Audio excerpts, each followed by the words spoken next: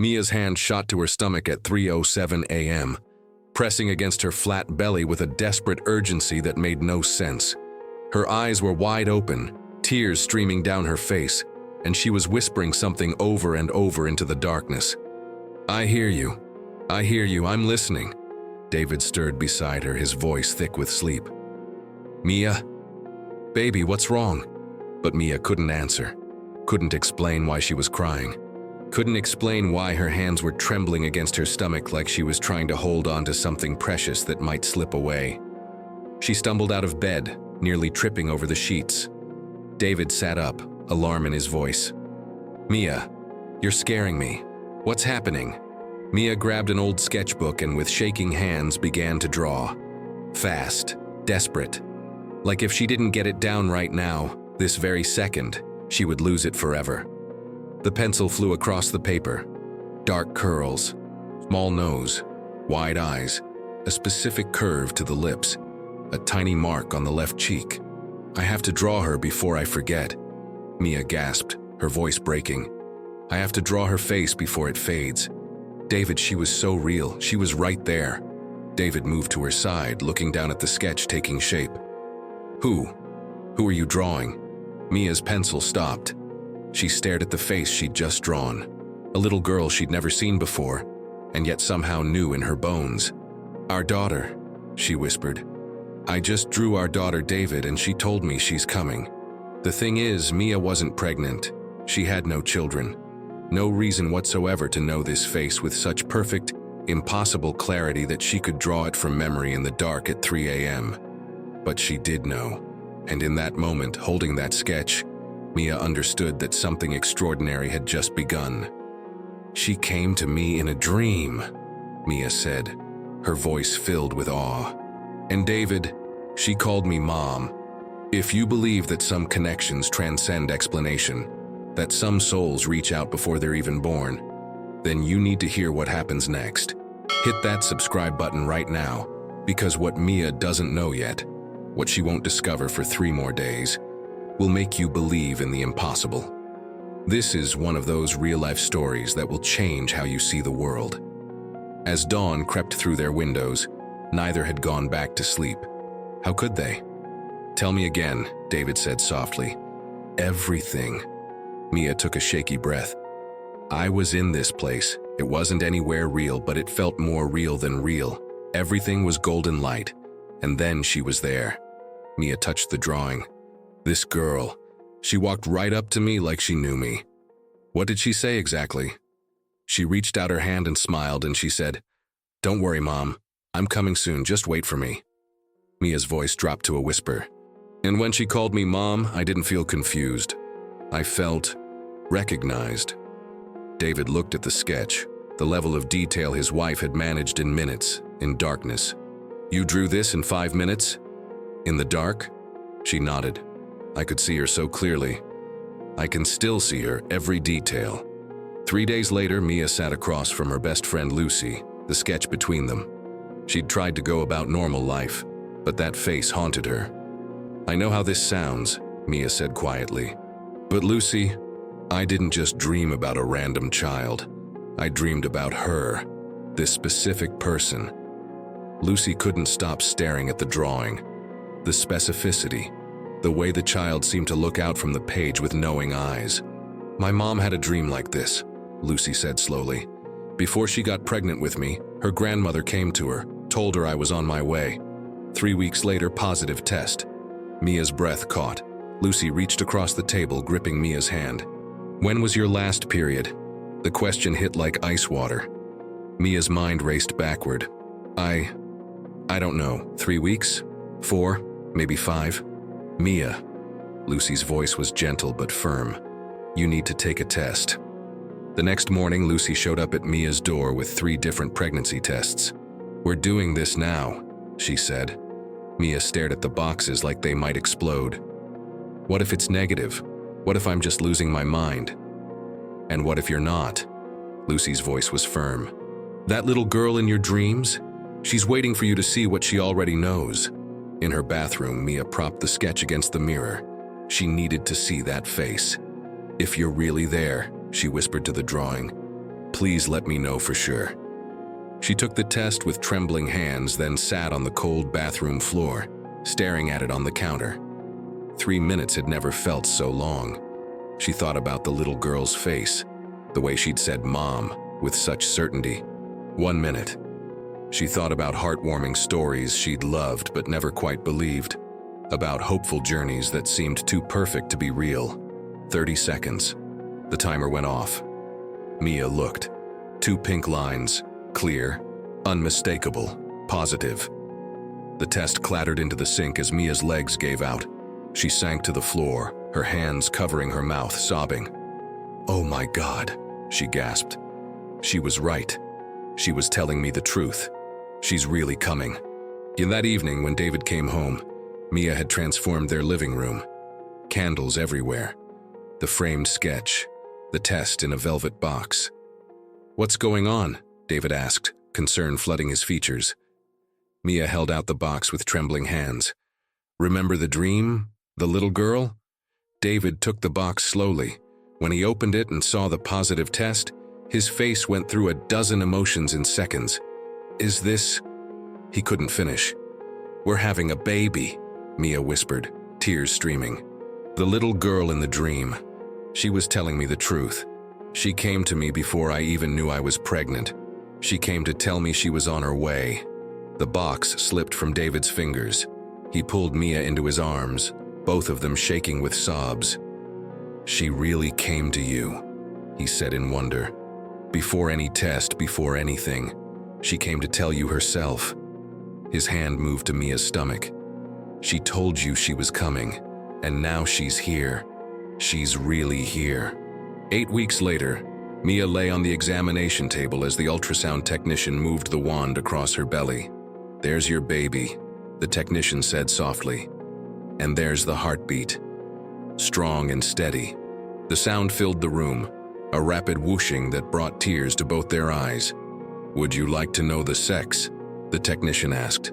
Mia and David had agreed to wait, but now, with that question hanging in the air, Mia felt a pull so strong it was physical. "Yes," she said. "Please." The technician adjusted the wand, studied the screen. A smile spread across her face. "Congratulations, you're having a little girl." The gasp that escaped Mia wasn't surprise. It was confirmation. "I knew it," she sobbed. "I knew it was her." David stared between Mia and the screen, his face filled with reverence. "She really did tell you. She told you everything." The dreams intensified as the pregnancy progressed. They came weekly, and each revealed another piece of who their daughter would be. At 16 weeks, the little girl showed Mia exactly where she'd want her swing set in the backyard. At 20 weeks, she revealed her name. "When you call me inside for dinner," the girl said casually, "you're going to call Lucy. Lucy, time to eat." Mia woke and immediately told David. "Her name is Lucy, after my best friend who believed from the beginning." At 25 weeks, Lucy looked at Mia in a dream and said, "You're going to love my eyes, Mama. They're hazel like yours, but with Daddy's gold flecks. 17 of them. You and Daddy are going to count them together." Mia documented everything in her dream journal. Pages and pages of predictions, details, promises. At 38 weeks, Mia woke to the first contraction. She lay still, feeling it build and fade. She turned to David, touching his shoulder gently. "David, wake up." He jolted awake.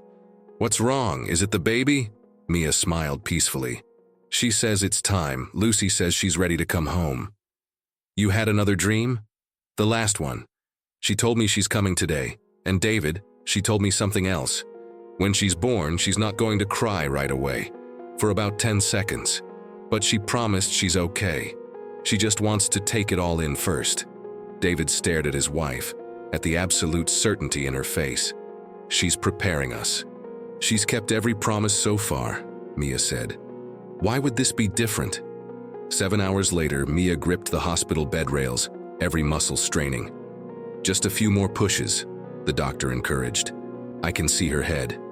Mia gathered every ounce of strength.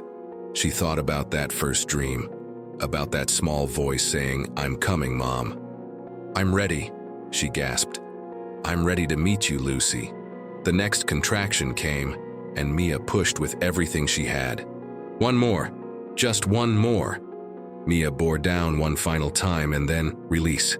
Sudden, complete, overwhelming, and silence. The doctor lifted a tiny, perfect body, and for a moment, an eternal moment, there was only silence. Lucy's eyes were closed. Her face was peaceful. She didn't cry. Mia saw the nurse's hand move toward the infant, saw the doctor's expression shift, and she remembered. 10 seconds, Mia said steadily. She said 10 seconds. She's okay. She's just taking a moment. David understood. The dream. The final dream. She's okay, Mia said again. Just wait. And then, Lucy's face scrunched, her mouth opened, and the most beautiful sound in the world filled the room.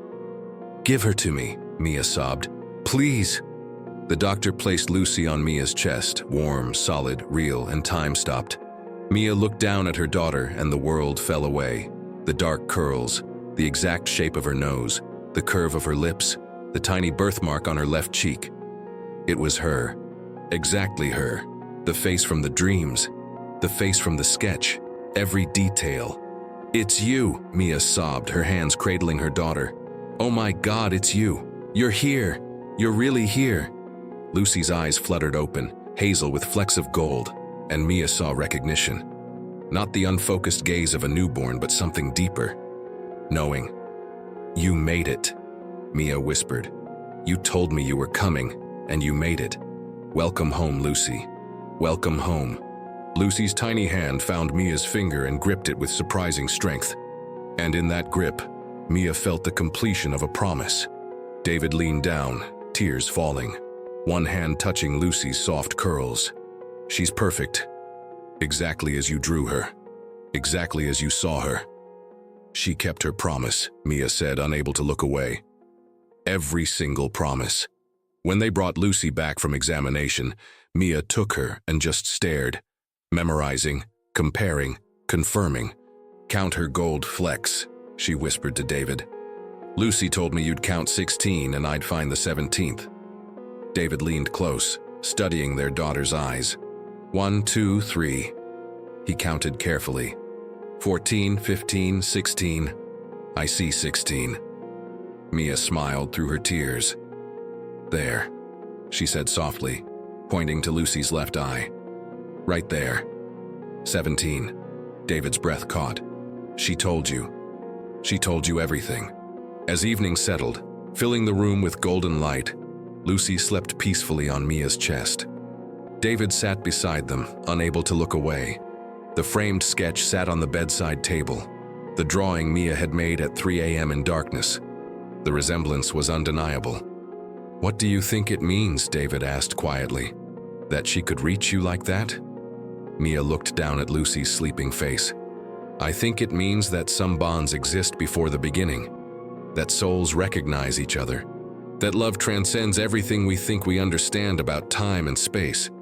I think she was always mine, and I was always hers. And somehow she knew it first.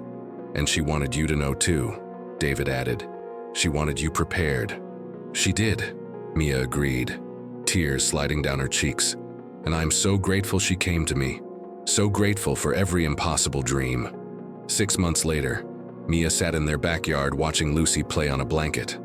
The baby babbled happily, waving a purple toy. Not pink, never pink, just as the dreams had predicted. The swing set with yellow seats stood exactly where Lucy had pointed in the dream. The red ball waited nearby. Mia's best friend Lucy visited, and together they watched baby Lucy explore her toys. Does it ever stop feeling miraculous? Lucy asked. Never, Mia said simply. Every time I look at her face, this face I drew months before she was born, I'm amazed all over again. Baby Lucy looked up at her mother and smiled. And in her daughter's eyes, those hazel eyes with their 17 gold flecks, Mia saw recognition. Still. Always. I know you, those eyes seemed to say. I've always known you. As the months and years ahead will prove, some bonds are forged before the beginning of time. Some souls recognize each other before they ever meet. And some love stories start with a whisper in a dream. I'm coming, Mom. This is just one of those incredible real-life stories that remind us the world is more mysterious and beautiful than we often believe. If this journey touched your heart, please share it with someone who needs to believe in the impossible today. Subscribe for more heartwarming stories of hopeful journeys that prove love transcends everything we think we understand. Because somewhere out there, another soul might be reaching across the divide right now, saying to someone, "I'm coming. Wait for me." And maybe, just maybe, someone is finally ready to listen. Mia picked up her daughter, holding her close. Lucy's tiny hand patted Mia's cheek, and her hazel eyes sparkled with joy. "I know you," Mia whispered. "I've always known you." And in her mother's arms, baby Lucy smiled as if to say, "I know, I've always known you too." Some stories defy explanation. Some connections transcend logic. Some loves begin before the beginning. This was one of them.